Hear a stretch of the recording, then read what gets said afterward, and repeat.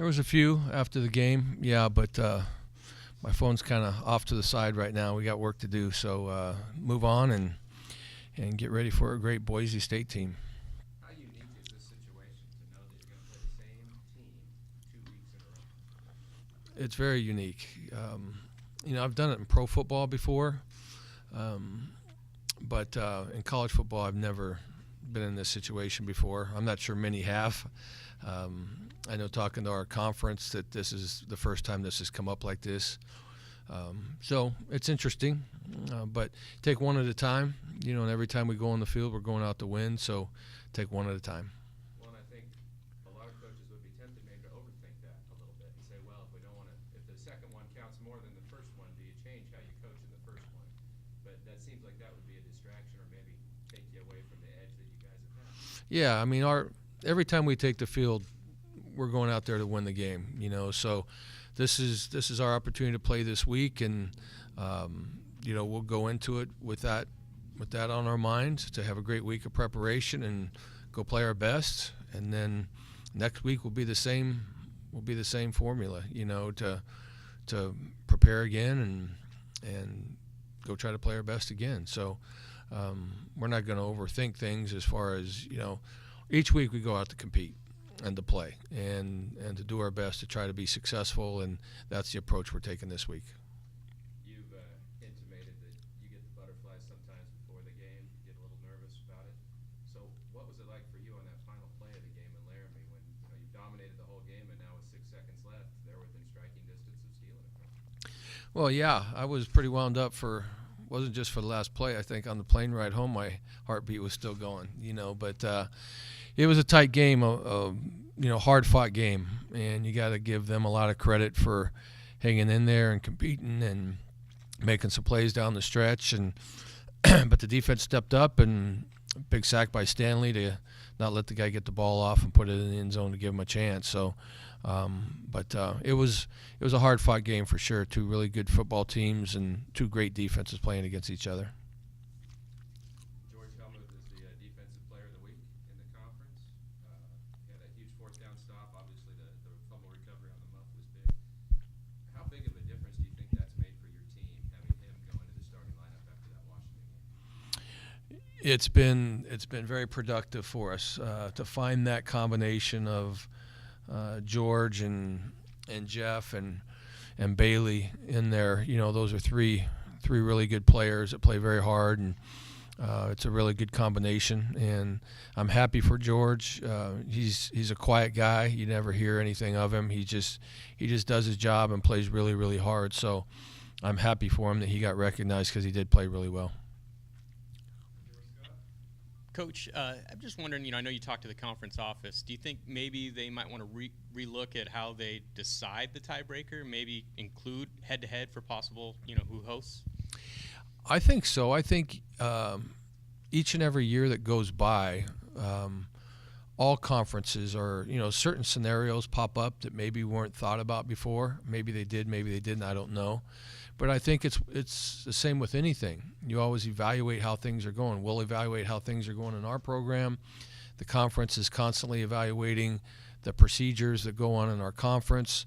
I think we're in good hands there. And so I'm sure, there's some things to think about there, whether it be a neutral site, whether it be how it's formulated, if people have a head-to-head record, the same record with the head-to-head competition making the decision. But I'm sure a lot of those things will be thought about and talked about, and, we'll move forward. What do you think about when you think about the Fresno State-Boise State rivalry? Well, I know it's been a battle. Boise State is traditionally a great football program, as they are this year. They've had long tradition of success on the football field, at home for sure, but have played in some big games, always well coached, always really good football players. We have a lot of respect for their program, no doubt. I know you said you don't want to overthink it. Have you ever been in a scenario like this before where you're playing the same team in back-to-back weeks? And, what kind of challenges does that present? Yeah, I have in pro football. we have, when I was in the CFL, you play teams back-to-back on Labor Day, sometimes Monday and Friday. It's a short turnaround. So have done that before, but not in college football. And, it's gives you a lot to learn from in the first one.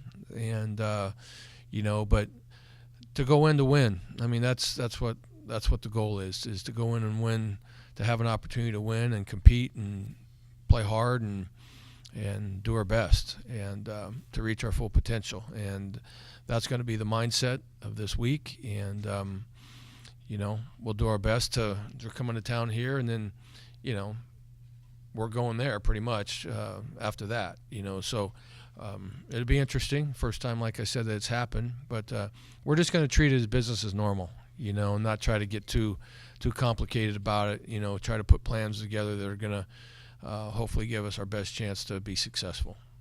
Obviously, when we look at it, we see all these connections between Boise State and Fresno State. Eric Keese on one side, Kirby Moore over here. Your relationship with Chris Peterson go back to Boise State. It just seems like everything's kind of intertwined here, doesn't it? Yeah, there are some similarities there for sure. I've had, and it really kind of goes all the way back to the days at Oregon when Coach Peterson and I coached together, and then we kind of branched off from there, and him to Boise and me to Cal, and then Keeshaw worked for me twice at Cal, did a good job for us, and then was here, and then Kirby Moore playing receiver. I think I saw a highlight last night on TV of a ball getting batted down at the end of the game, and it was on Boise State's receiver 34. And I haven't talked to Kirby this morning yet, but I think that was Kirby. So. There's some history there, but there's a lot of respect from us to them for sure. They're a program that has done a phenomenal job for a long time, and so we have a lot of respect for them.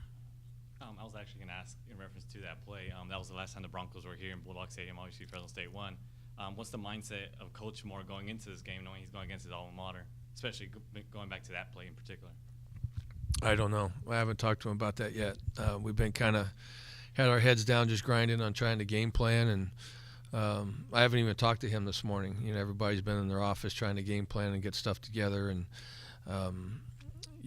I know obviously when you go to a school with a great tradition like Boise State, there will be feelings there forever on his experiences at Boise State, but and I know he has a great deal of respect for him, but he works here now, and I think he has a great deal of respect for who we are and has worked very, very hard over the year to help do his part to put us in this position.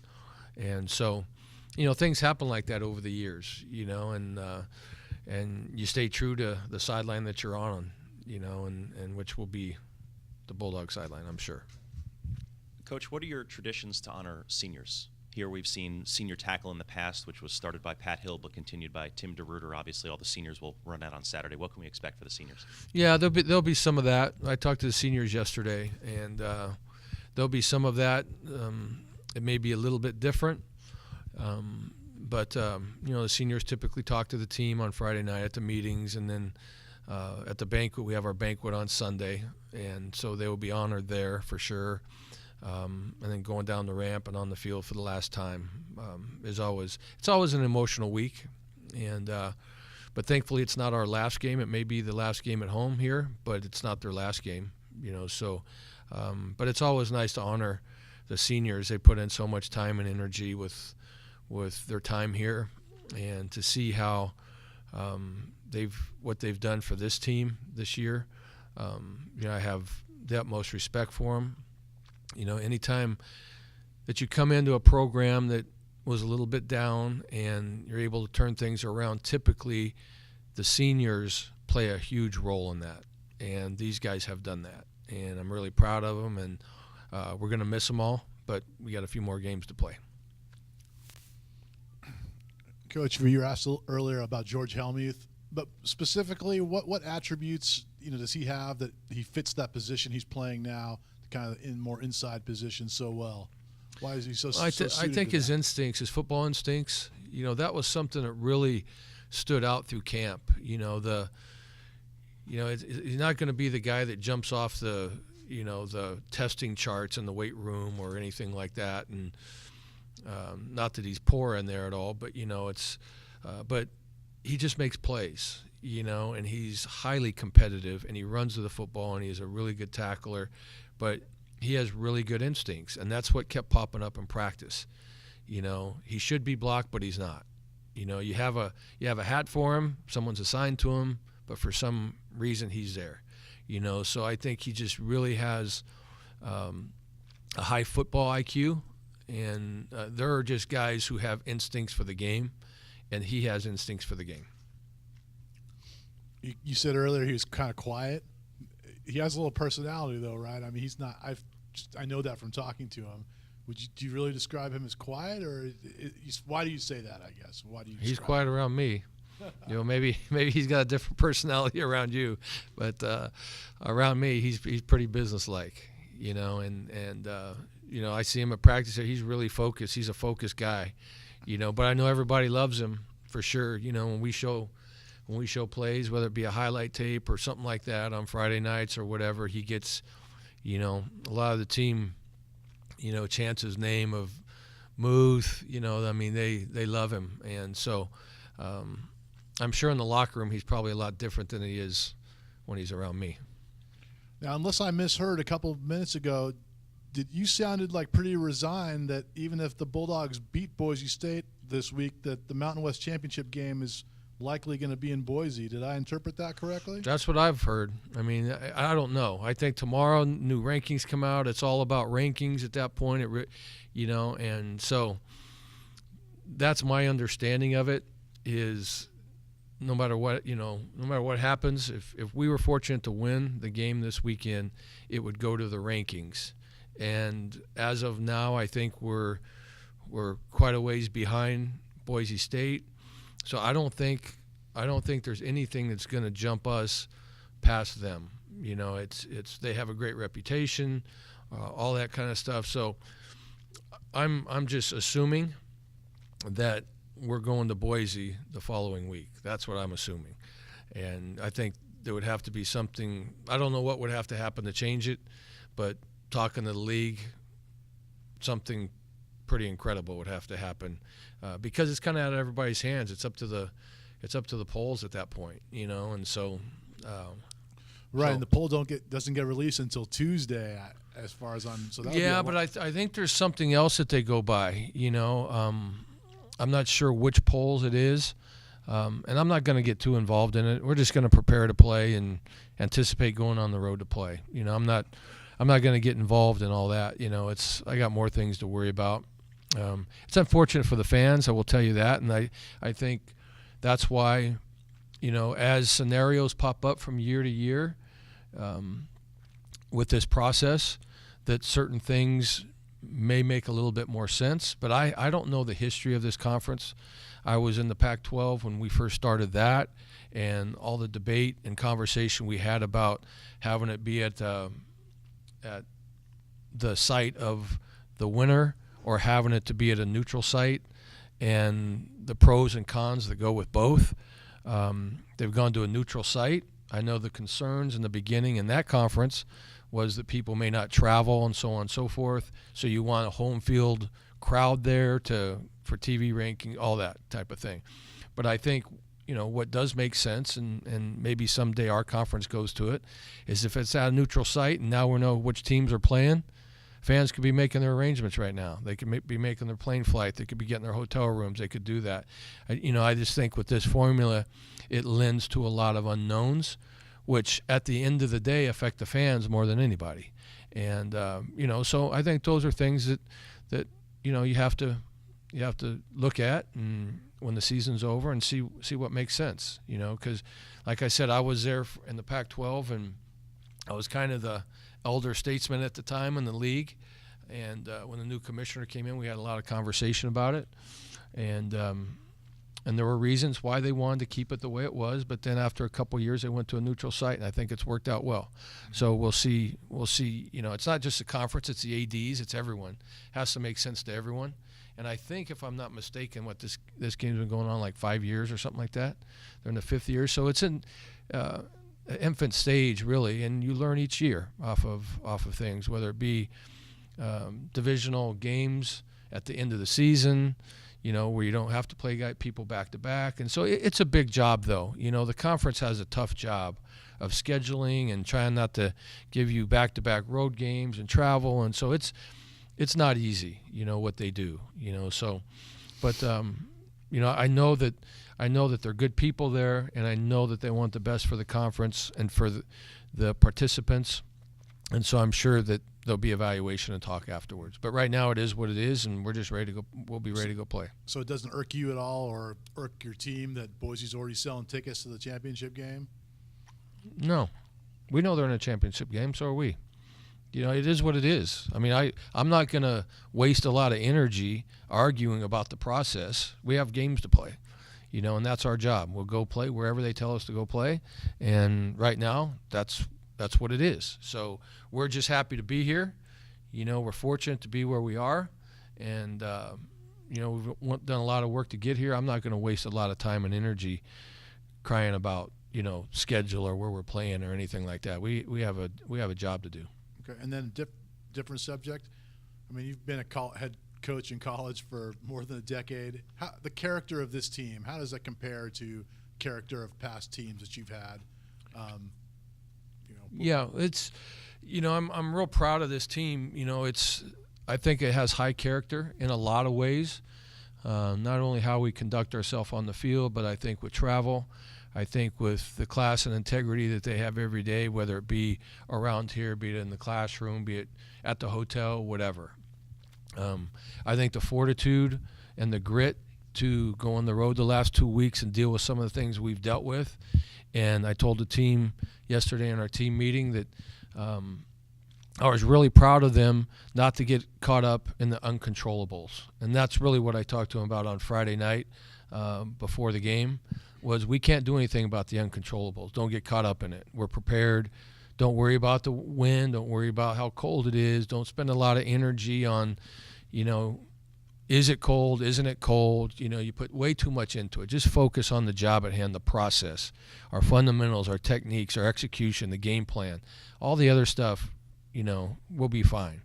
And so what this team is a team that, and I think it has a lot to do with the seniors and a lot of the juniors. There's a lot of juniors here that play a really critical role, and I think there's great leadership with that. I think they do their best to listen to what you tell them, and then they do their best to try to execute it. And so I thought they handled the Hawaii trip. There was adversity there, getting there late, getting us off schedule, lightning delay, getting to Wyoming and having an early wake-up call.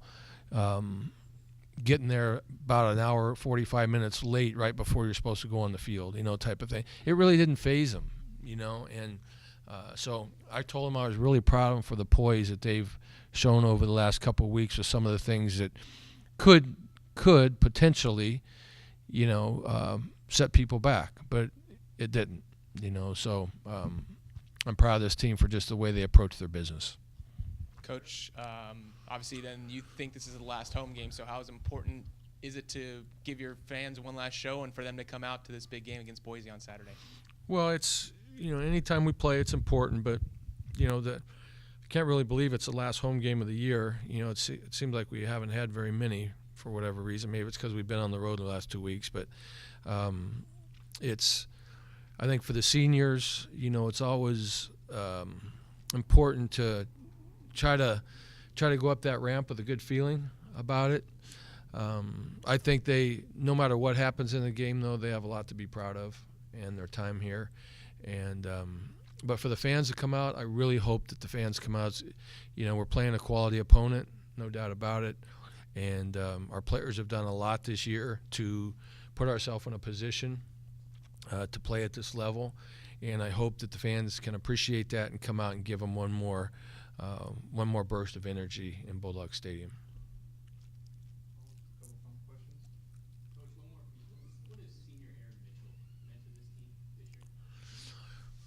Well, he's really provided a tremendous amount of leadership, and I think a guy who has really turned the corner as far as that's concerned, and I'm really proud of him because back, when there's a transition of coaches, there's trust that has to be earned on both sides.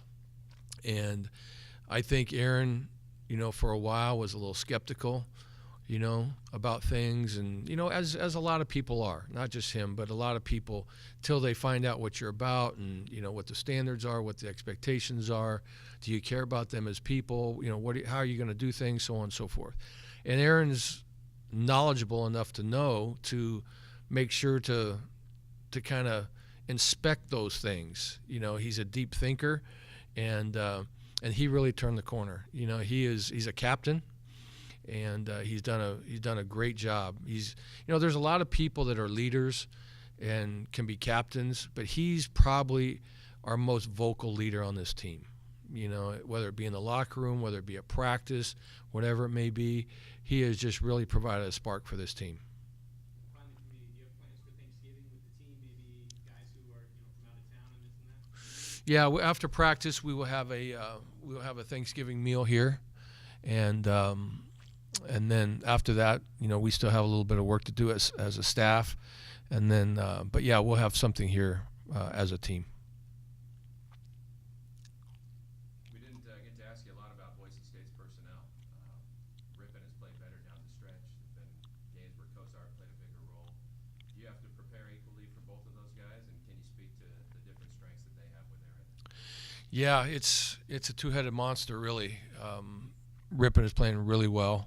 They're very explosive on offense. Their running back is exceptional, really good offensive line. Kozart does a really good job. They obviously use him more as a runner, but it's not like being in the Wildcat because he can throw, very well also. So, but they play him a lot. They really kind of ham and egg it with him, what the game plan calls for and what the situation calls for.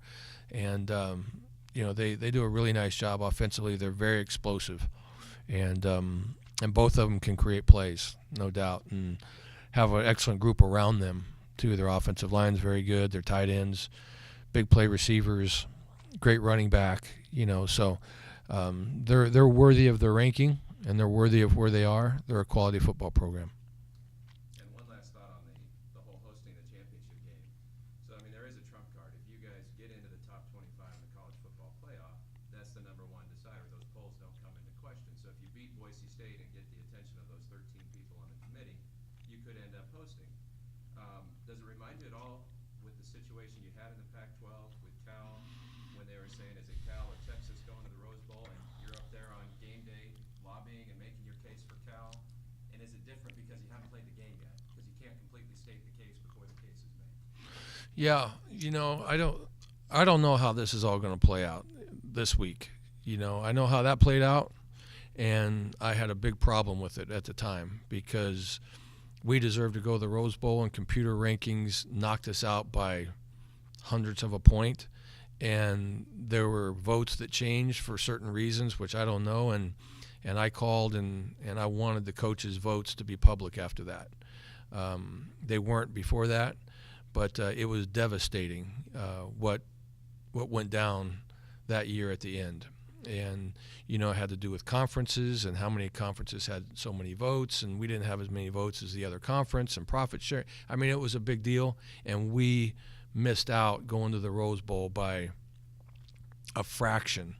And we for sure thought, we were ahead in the polls going at the time, and then, it's Texas again with a reputation and all that kind of stuff, and probably a much better lobbyer than I was with Mac. Mac's pretty good at that, and but for this week, that really doesn't matter. But for this week, I have no idea. I really have no idea. I think tomorrow something comes out to see where we are and all that kind of stuff. So, it's out of our hands, really. We just have to concentrate on what we're doing. We anticipate going to Boise.